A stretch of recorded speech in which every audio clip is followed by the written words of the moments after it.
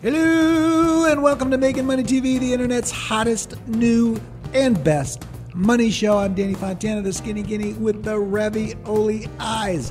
Okay, what if I told you that paying $600,000 in taxes was a good thing? You'd say, you crazy? You flip your red? What's wrong with you? You'll turn into a Democrat. No.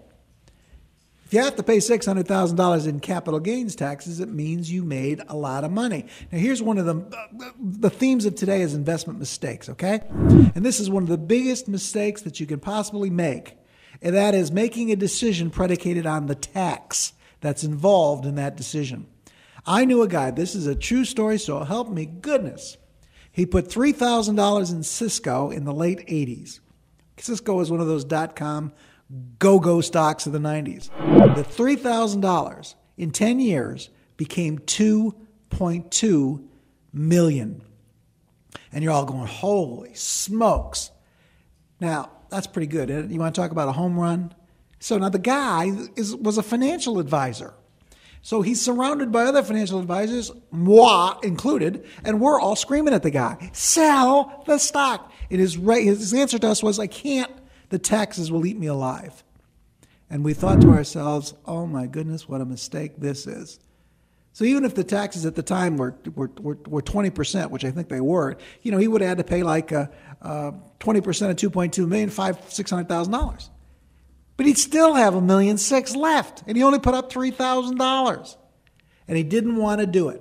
Plus, he also was greedy. He thought the thing was just going to keep going. If it's 2.2, it's going to be 4.4. Well, it ended up going all the way down, and he rode it all the way down.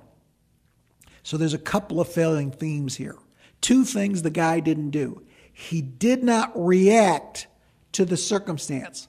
The failure to react is one of the 7 common mistakes that investors make. Here's a classic example of what I'm talking about. Another one is taking into consideration the taxable event and making that be the driving force behind the decision. You never buy or sell anything because of the taxes. The principal reason on the tax side is this, folks. There's legislative risk to making a tax decision. They, meaning Congress, can always change the tax laws, and they frequently do. I'll go back to the 1980s when a big investment deal was buying something for the tax write-off.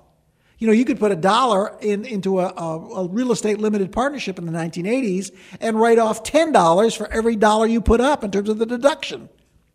Well, Congress repealed that in 1986, and they went back to all those people who took the deduction for the tax purpose and banged them after the fact.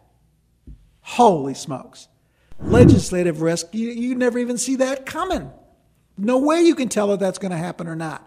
So, the lessons for today: never do anything for the taxes. And for heaven's sake, when the good gracious will of the good Lord gives you that kind of profit, react. Another way to say this might be protect yourself on the upside and on the downside. I'm not crazy. I not flip my red. What I'm telling you, paying the $600,000 in that circumstance was a good thing. I'll see you tomorrow.